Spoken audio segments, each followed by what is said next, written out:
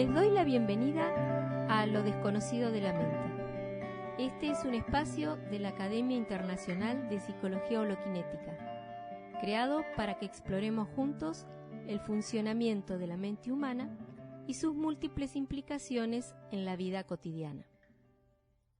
Comúnmente, frente a preguntas como ¿qué piensas sobre tal o cual tema?, respondemos con total seguridad diciendo yo pienso tal y tal cosa.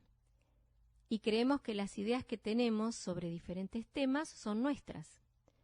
Y también creemos que existe un yo como una entidad independiente que es el que produce pensamiento y que decide cómo actuar, y que lo hace como resultado de una voluntad independiente. Pero realmente, ¿pensamos lo que queremos? ¿Tenemos pensamiento propio? ¿Tenemos libre albedrío? En este episodio abordaremos el origen del pensamiento, por qué pensamos lo que pensamos y cómo impacta en la vida de relación. Cuando hay un problema, cada una de las personas involucradas da distintas ideas u opiniones sobre cómo resolverlo. Y cada una de ellas, la mayoría de las veces, está convencida de que su opinión es la verdadera. En este sentido, seguramente, todos hemos vivenciado alguna vez lo difícil que es llegar a un acuerdo para tratar de resolver algún problema que nos afecta y que involucra a otras personas, ya sea con la pareja, con el vecino, con un compañero en el trabajo. ¿Por qué ocurre esto de no poder llegar a un acuerdo o que sea muy difícil hacerlo? Existe una seria posibilidad de que el pensamiento o proceso meta, tal como lo hemos explicado en otros episodios, que el pensamiento también se denomina proceso meta, sea el producto de sugerencias, influencias, condicionamientos, originados a lo largo de la vida, ya sea en el hogar, la televisión, la escuela, organizaciones religiosas o políticas, las redes sociales, etc., y que condicionan la mente humana a modo de hipnosis. ¿Qué estamos diciendo? Fue Hipólito Bernheim, médico neurólogo francés, contemporáneo de Sigmund Freud, estamos hablando de principios del siglo XX, que plantea que el pensamiento es una forma de hipnosis. La experiencia de Bernheim así lo demuestra. ¿Y en qué consiste esta experiencia? Esta experiencia consiste en la ejecución poshipnótica de una orden. ¿Y qué quiere decir esto? El hipnotizador le dice al paciente: ahora saldrá usted del estado hipnótico y contará hasta 3 con sus dedos inmediatamente después de que yo lo despierte. Apenas el hipnotizador lo despierta, el sujeto cuenta hasta 3 con sus dedos. Y cuando se le pregunta por qué contó hasta 3, no acierta a dar ninguna explicación racional o lógica. Y entonces dice, por ejemplo, estaba repasando mentalmente las 3 actividades que tengo que hacer mañana por la mañana. El sujeto olvida la sugerencia o condicionamiento, la ejecuta y luego hace una racionalización. En la hipnosis existe una sugestión o inducción para condicionar a la persona que está siendo hipnotizada con la finalidad de que esa persona haga o no haga algo. Lo más importante de esta experiencia es que la persona olvida la inducción hipnótica. Entonces, en la experiencia de Bernheim se pueden reconocer 4 momentos. Primero, el sujeto recibe una orden. Segundo, hay una ejecución hipnótica de la orden. Tercero, hay un olvido de la orden original. Y cuarto, hay una racionalización o justificación de por qué se ejecutó la orden. Si volvemos al ejemplo que acabamos de describir anteriormente, el sujeto recibe una orden por parte del hipnotizador que le dice: cuando yo lo despierte, usted contará hasta 3. Al despertar, el sujeto cuenta hasta 3. Hay una ejecución hipnótica de la orden.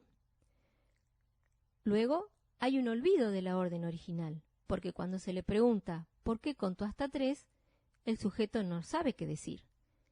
Entonces, finalmente, hace una racionalización o justificación de por qué contó hasta 3. Es porque estaba repasando mentalmente las 3 actividades que tengo que hacer mañana por la mañana. Sigamos con las preguntas. ¿Pensamos entonces lo que queremos? ¿Tenemos pensamiento propio? ¿O será que todo lo que pensamos es por hipnosis?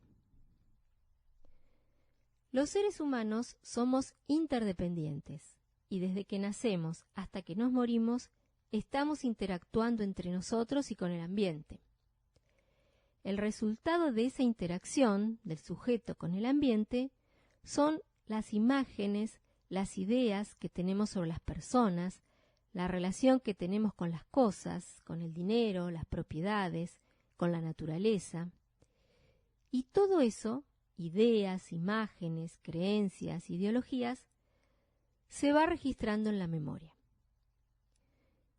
Podemos decir que el pensamiento es producto de múltiples sugerencias, influencias e inducciones que se han originado en diferentes sectores de la sociedad, tal como dijimos antes, ya sea en el hogar, la escuela, los medios de comunicación, etc. Y que esas influencias, sugerencias e inducciones nos condicionan a lo largo de nuestra vida. Y tengamos en cuenta también que todo condicionamiento termina expresándose en comportamientos. En resumen, la mayor parte, por no decir todo, la mayor parte de lo que hacemos es por hipnosis, por condicionamiento. Nuestro comportamiento está basado en la hipnosis. No actuamos por impulso, como se cree, sino por hipnosis. Por eso decimos, en psicología holoquinética, que la unidad del comportamiento es la hipnosis. Las ideas, por ejemplo, que tenemos sobre Dios o sobre la moral, nuestras creencias, las ideologías, son influencias que recibimos y que condicionan nuestra conducta. Estas ideas impiden tener un contacto directo con la realidad, ya que distorsionan lo que realmente está sucediendo. Hemos olvidado las inducciones hipnóticas que recibimos y que seguimos recibiendo constantemente, ya sea en el ambiente doméstico, educativo o sociocultural. Por ejemplo, ¿nos preguntamos alguna vez, luego de leer una noticia en un periódico o escucharla en la televisión, qué es lo que realmente se quiere transmitir? ¿Quiénes lo quieren hacer? ¿Por qué se está divulgando tal o cual noticia? ¿Nos damos cuenta que los medios de comunicación, las redes sociales, el cine, la literatura, son influencias hipnóticas que condicionan la forma de pensar y de actuar? ¿Alguna vez, por ejemplo, nos dimos cuenta que hay canciones que nos hacen llorar y otras nos traen alegría? ¿Nos damos cuenta que el condicionamiento es mutuo y colectivo? En otras palabras, ¿nos hemos preguntado alguna vez por qué pensamos lo que pensamos? Nos definimos a nosotros mismos como argentinos, mexicanos, chilenos o españoles, o de la nacionalidad que sea, cristianos, judíos o musulmanes, socialistas, liberales, creyentes, ateos. ¿En qué momento y quién o quiénes me dijeron que soy todos los calificativos con los cuales me defino? No lo recordamos. Es un acto de hipnosis. Como revela la experiencia de Bergheim, hay un olvido de la sugerencia hipnótica. La ejecutamos y la justificamos. Por ejemplo, decimos, estoy orgulloso de ser argentino, canadiense o la nacionalidad que sea. ¿De dónde sale ese orgullo? O poniendo otro ejemplo, si me identifico como socialista o liberal y lo defiendo a muerte, ¿a qué se debe esa postura? Bueno, puedo justificarme argumentando las supuestas bondades de una u otra ideología, pero hay un olvido, en definitiva somos inconscientes, de que la preferencia por una postura u otra está causada por inducciones hipnóticas. Lo que estamos diciendo es que el pensamiento es una forma de hipnosis. La mayor parte de nuestro pensamiento, en su forma general, no es individual. Se origina en toda la cultura y nos impregna. Por lo tanto, también podemos preguntarnos, ¿existe el libre albedrío? Es decir, la libertad de pensar y de actuar como queremos. Bueno, podríamos decir que el libre albedrío es una linda idea, que es parte de nuestro condicionamiento social. Es decir, creemos que no estamos hipnotizados y que tenemos libre albedrío. Sin embargo, como dijimos, la hipnosis es mutua y colectiva, ya que todos contribuimos a la hipnosis unos con otros. Nos condicionamos unos a otros. La experiencia de Bernheim sugiere que el libre albedrío no sería más que un estado permanente de sugestión poshipnótica. En psicología holokinética decimos que la hipnosis es una de las leyes que rigen el movimiento del pensamiento o proceso meta. Ahora bien, ¿es posible liberarse de la hipnosis? Dicho de otra manera, ¿es posible el descondicionamiento? Hemos dicho que hemos olvidado las inducciones hipnóticas, que son millones y millones, y que a su vez estas inducciones se manifiestan en los comportamientos. Pero lo interesante es que podemos ser conscientes de los condicionamientos si nos damos cuenta de cómo hablamos y nos damos cuenta de lo que hacemos. Ahora bien, ¿cómo es posible darse cuenta de las hipnosis que rigen nuestro comportamiento? O dicho de otra manera, ¿cómo es posible hacer consciente lo que está en el inconsciente? Desde el ámbito C de la mente, es decir, con el pensamiento, no vamos a poder. ¿Por qué? Y bueno, porque el pensamiento mismo es una forma de hipnosis. Y el pensamiento no puede verse a sí mismo en acción. Para darse cuenta de las múltiples formas de hipnosis o condicionamientos, la mente tiene que funcionar en otro ámbito mental, es decir, en el ámbito de la percepción unitaria o ámbito B de la mente. ¿Y qué es la percepción unitaria? Bueno, es una manera diferente de percibir, es decir, es una manera que tiene el cerebro de percibir la realidad, diferente a cómo la percibe el pensamiento. ¿Y qué es la percepción unitaria? Es un darse cuenta de todo lo perceptible al mismo tiempo, ya mismo, sin nombrar, sin comparar y sin esfuerzo. Vamos a ir un poco desmenuzando esta definición. En esta definición podemos reconocer 4 elementos. Decimos que la percepción unitaria es darse cuenta de todo lo perceptible. Y darse cuenta implica tomar conciencia. ¿Y tomar conciencia de qué? De todo lo que se puede ir percibiendo. Y no percibir algo o alguien, sino de todo lo que pasa por la conciencia. Como por ejemplo, escuchar el canto de los pájaros, si estamos, por ejemplo, al aire libre o con las ventanas abiertas y se pueden escuchar a los pájaros. Pero no solamente escuchar el canto de los pájaros, sino también las voces de personas que pueden estar a nuestro alrededor, el ruido de un avión que pasa, etc. Es decir, todos los sonidos que llegan al oído. Como al mismo tiempo sentir el peso del cuerpo sobre la silla, si es que obviamente nos encontramos sentados, o si estamos acostados, el peso del cuerpo sobre la cama, el peso del cuerpo sobre los pies si vamos caminando, etc. Al mismo tiempo que se va escuchando el sonido de los pájaros, el ruido del avión, las voces de las personas, y al mismo tiempo que podemos, que se va también viendo, observando la luz, las formas, los colores. Y todo lo perceptible también implica ir dándose cuenta de los contenidos del pensamiento que van emergiendo a la conciencia. Todo lo perceptible al mismo tiempo. Y ya mismo, ya que el único momento en que la percepción unitaria es posible es ahora, ya mismo.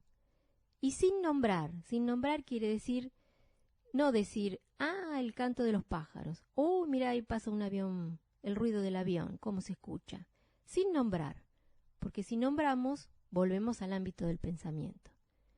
Sin comparar, este canto de este pájaro fue más fuerte que el anterior, no.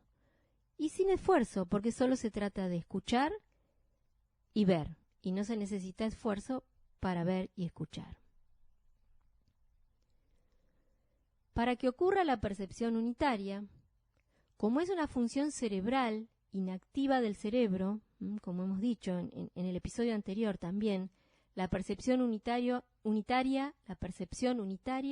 es una función cerebral inactiva del cerebro, hay que activarla como si fuera un músculo atrofiado. La forma de activación de esta función cerebral consiste en lo que en psicología holokinética decimos hacer el intento de la percepción unitaria. ¿Y qué significa esto de hacer el intento de la percepción unitaria? Significa tener la intención de ir percibiendo todo lo perceptible al mismo tiempo, comenzando por suspender el lenguaje hablado o pensado. Mientras estás escuchando este podcast, puedes intentar escuchar mi voz y al mismo tiempo todo sonido que llega al oído, sin dejar de escuchar mi voz. Ir viendo todo el campo visual que se pueda percibir, los colores, la luz, las formas, y el pensamiento que va llegando a la conciencia que dice, por ejemplo, me gusta, no me gusta, lo que estoy escuchando, entiendo, no entiendo, sin darle continuidad, es decir, sin querer buscar una explicación o respuesta al pensamiento que va emergiendo. Solo con la percepción unitaria, mientras se va percibiendo todo lo perceptible al mismo tiempo, es posible ir viendo las hipnosis. Hay que ver las hipnosis en el momento en que aparecen.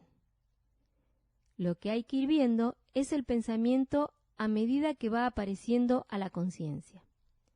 Las ideas, las fantasías, las imágenes, las emociones, las reacciones viscerales, musculares, glandulares, es decir, el proceso meta.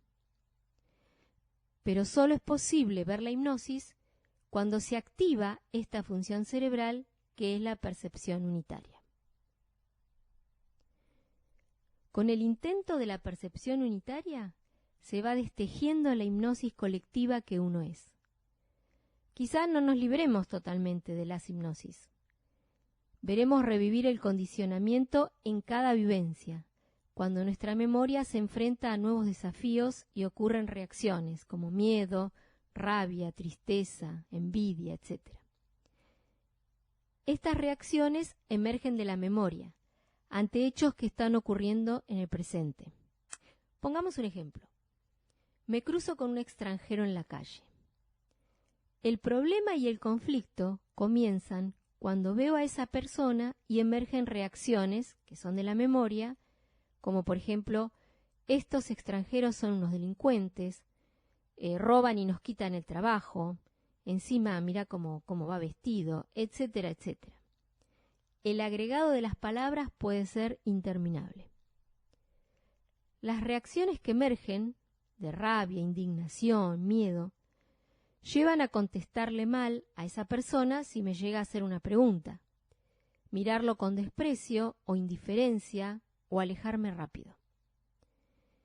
Y estos pensamientos y comportamientos son resultado ¿de qué?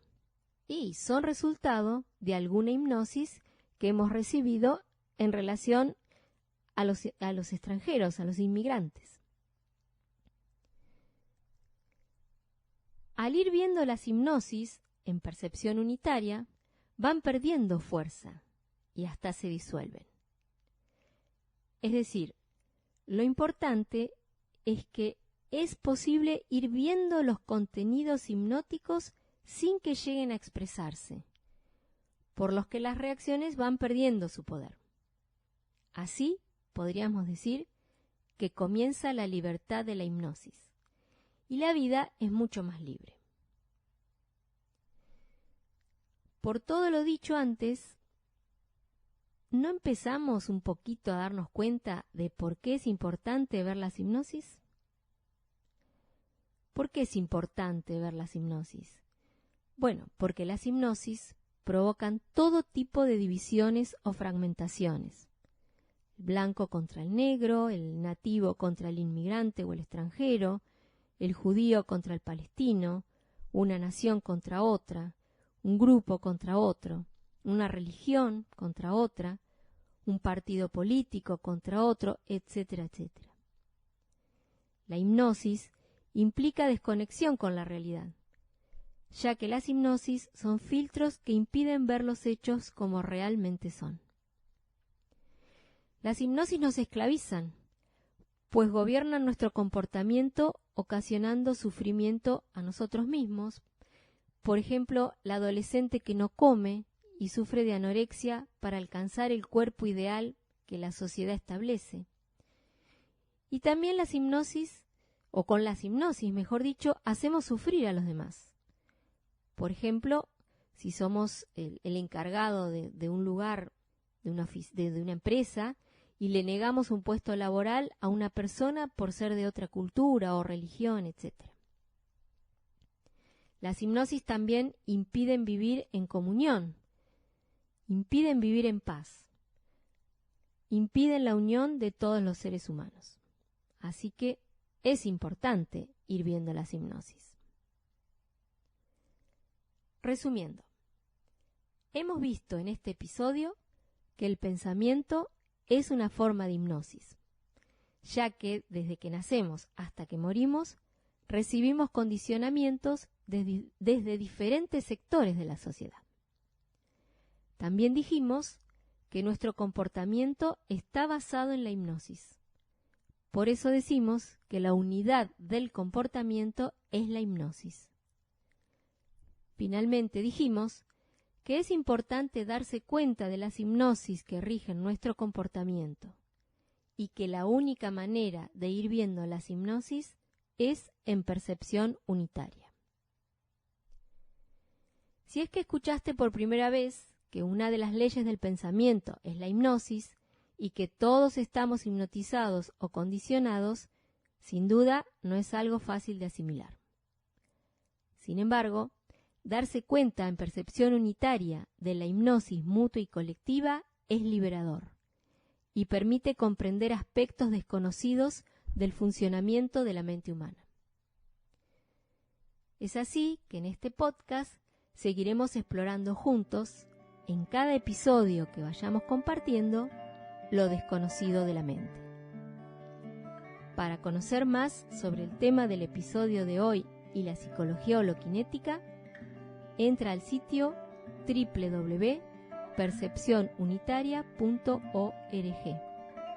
También recuerda que puedes bajar libros gratis del sitio www.holokinesislibros.com.